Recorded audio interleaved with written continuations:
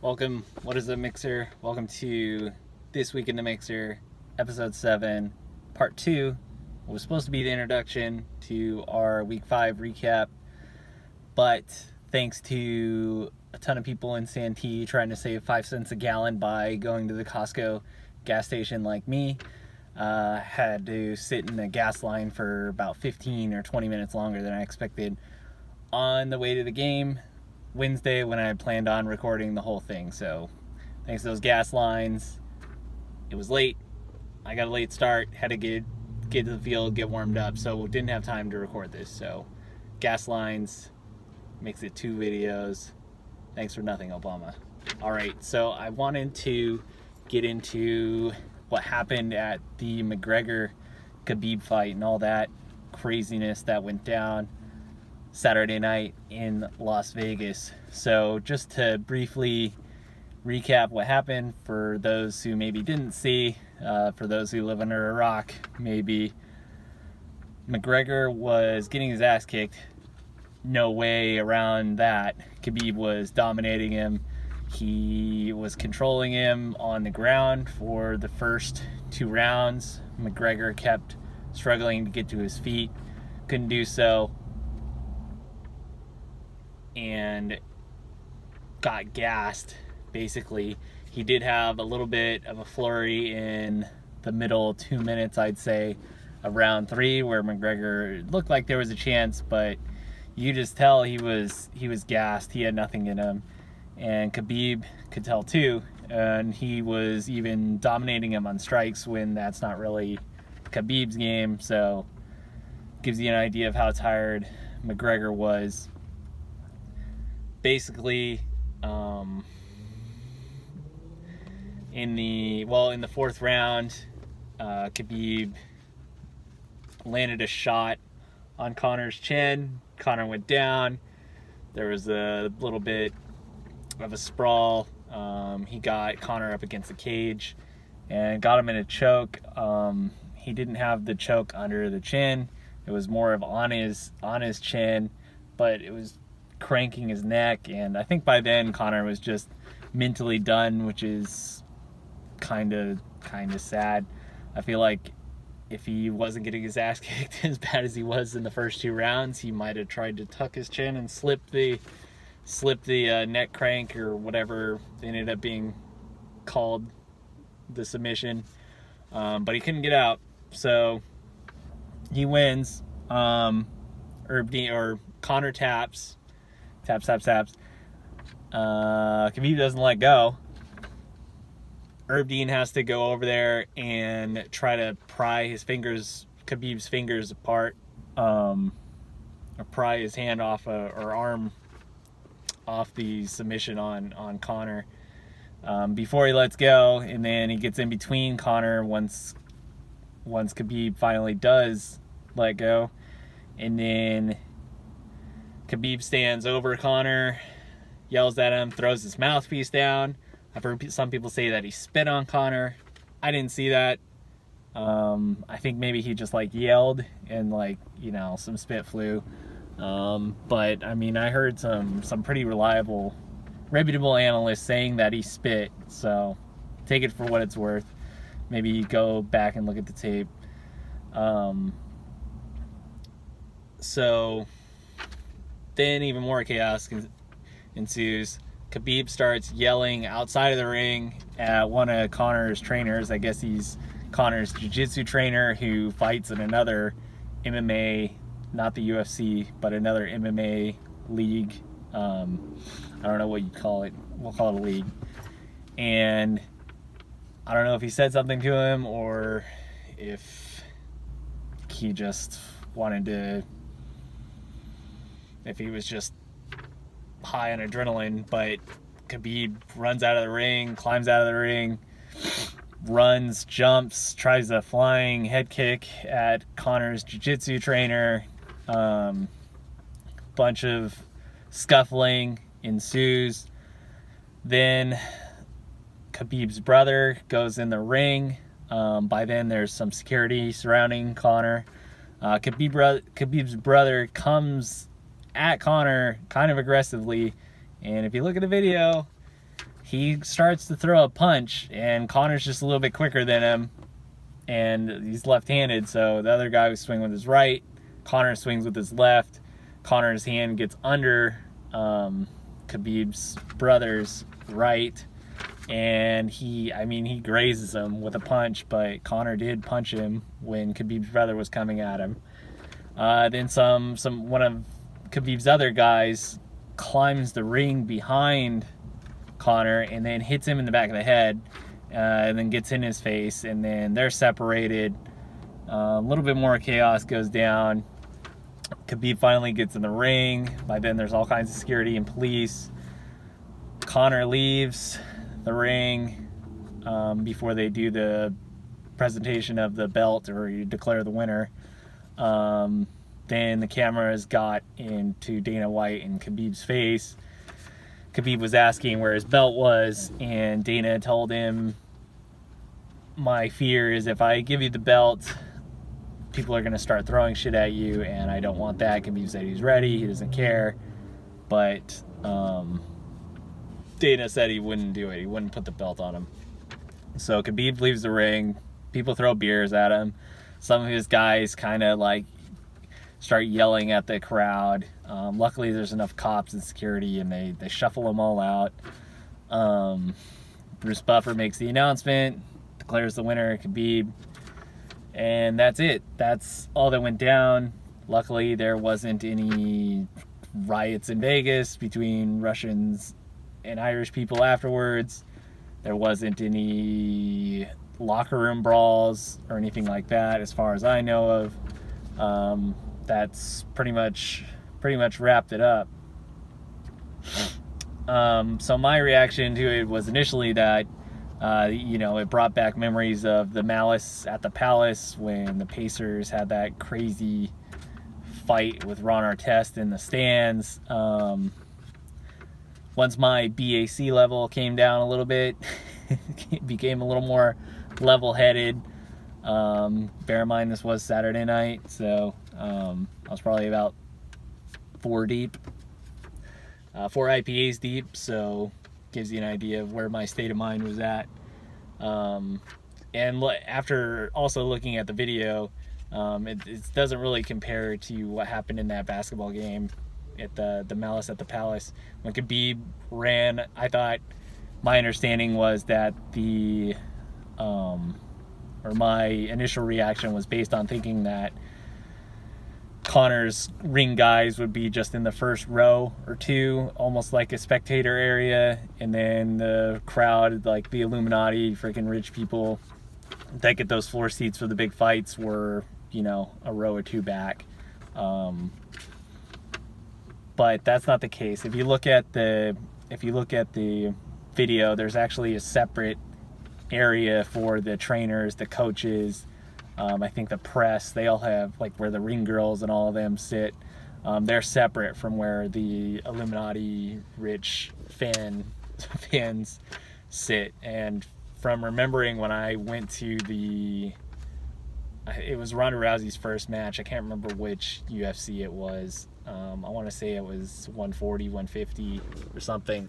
I do remember there being separate areas where basically when they walk in, all the trainers and stuff, they walk into that area, and it's gated off, it's fenced off, they have security people there, so that way when each fighter between the different fights, when their crew comes in, they have a spot to be. And I think it's that way for both corners. So anyway, it's a separate area. It wasn't in the main spectator area, so makes it different, makes it not as crazy as it looked. So with that caveat, what Khabib did isn't too egregious, I'd say. A lot of people are comparing what Khabib did to what Conor did, and saying that Khabib shouldn't face any suspension, really, is the main issue, because I believe Conor was fined for the bus incident. I'm not sure what the fine was, but it was pretty severe. Taking a look at well, when you compare the two, what Conor did was actually more severe. He threw that dolly at the bus, not knowing who was in the front. He broke the window. Seemed like he was going to be doing more. He was trying to grab those big separating, those iron gates that you see at marathons. Who am I kidding? None of you guys do marathons.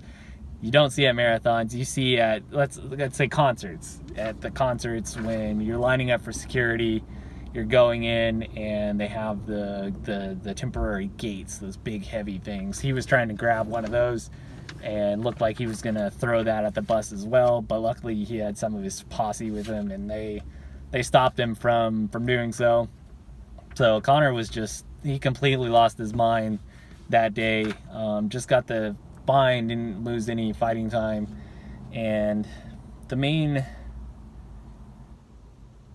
reason for that is because Conor's a made man in the UFC. He's the biggest draw, maybe in fighting right now.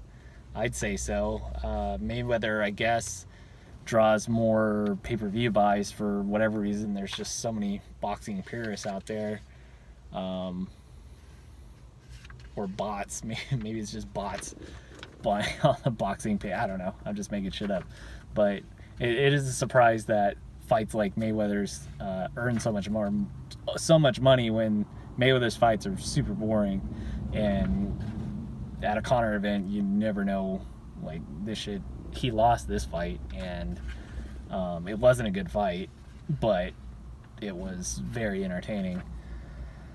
There are some differences between what Khabib did that maybe the Nevada sanctioning body is considering, with regard to levying punishment.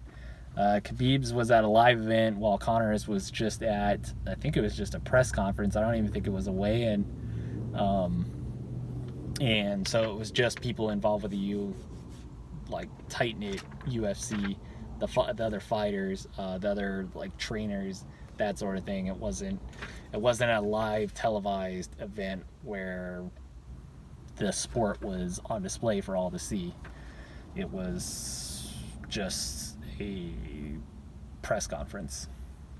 Khabib's, although his incident, or when he went and attacked Conor's trainers, it was, like I mentioned, in a separated area, did put a larger number of people at risk. If more people would have, if Conor's guys would have reacted the way that Khabib's did, and there was just an all-out brawl, who knows if it could have spilled into the crowd, went over those barriers, maybe just started a riot all around. That was a serious risk, because a lot of Khabib's guys weren't showing any restraint. If there weren't so many security guards there to stop them, who knows what could have happened if the security had to deal with two fight teams brawling. Could have got a lot worse, but luckily it didn't. And the other main difference is Conor's guys with the bus incident did try to de-escalate it, while Khabib's guys just kind of went off the rails, which seems to be a little bit of consistent with their comments, the way they've acted in the past, post-fight and pre-fight. So those are the differences I see. Interesting that after the fight, Khabib's defense seems to be that Conor started it. The classic, he did it first defense. It's an oldie but a goodie. It's been used, I think it's one of our first defenses we learn as human beings. He did it first. He started it. We've been using that excuse since preschool, and I think it doesn't excuse what happened. Conor did was terrible. He got off way too easy. He should have been suspended, in my opinion. But the UFC, with all the shit that's been going on with their other probably top fighter, John Bones Jones, and him testing positive for steroids and feeling that I think he tested positive for cocaine as well. The UFC didn't really have a big mainstream draw, and they need one right now because boxing is losing Mayweather and Pacquiao. Those are the only big draws in boxing. Well, besides Canelo, but a little bit of a different audience there. It's more catered towards like the hardcore boxing fans and Mexicans is what Canelo draws. The UFC has an opportunity right now to fill that void of people wanting to watch combat sports with McGregor fights in the UFC, and if they can grab that right now, they might be able to overtake boxing. So that's not fair, but that's why it happened. That's why he didn't face stiffer suspension, because he is the face of the UFC at the moment, and unfortunately that's the way the world works. Is if you can make a profit for those that you work for, then the people that you work for are going to find excuses to oversee your flaws and let you get away with shit. I'm not sure if there was any payouts or any agreements made with the fighters that were injured that had to have their fights canceled due to Conor's actions and throwing the dolly at the bus and getting cuts. And Jeff said there's one of the female fighters had some sort of trauma. I didn't fact check that, but I'm sure I trust Jeff. I trust that he read that on the internet somewhere, and we all trust everything that's on the internet. So I'm going to take it at face value and assume that there was a female fighter that did have some trauma, and that's terrible. That's something that Conor should pay the repercussions for. But all that being said, it doesn't excuse the way Khabib acted. He let his emotions get the best of him. He should know better. I know he's from a different culture, but this is how the fight game works. It's trash talking, it's hype, it's a lot of bullshit basically before the fight to get Chads and Brads around the world to get excited to buy the pay-per-views. Don't take it personal. A lot of people have been on the receiving end of Conor's shit talking. Chael Sonnen talks shit more than anybody. He was making fun of Anderson Silva before his fight, saying that Brazilians play in the mud, and just completely, and saying that in Brazil, he went to a press conference in Brazil, Chael Sonnen did, and said that he looks at, when he was asked in front of Brazilian reporters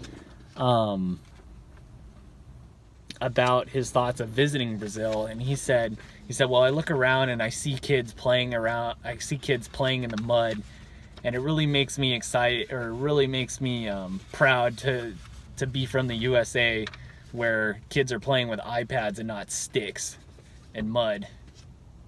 And like Anderson Silva is a proud Brazilian, and he knows it's part of the game. He didn't react any differently. You can say you feel insulted, and yeah, you use that to fuel your narrative, but you don't go flying into the stand, or not the stands, but you don't go flying attacking another trainer's coach post-fight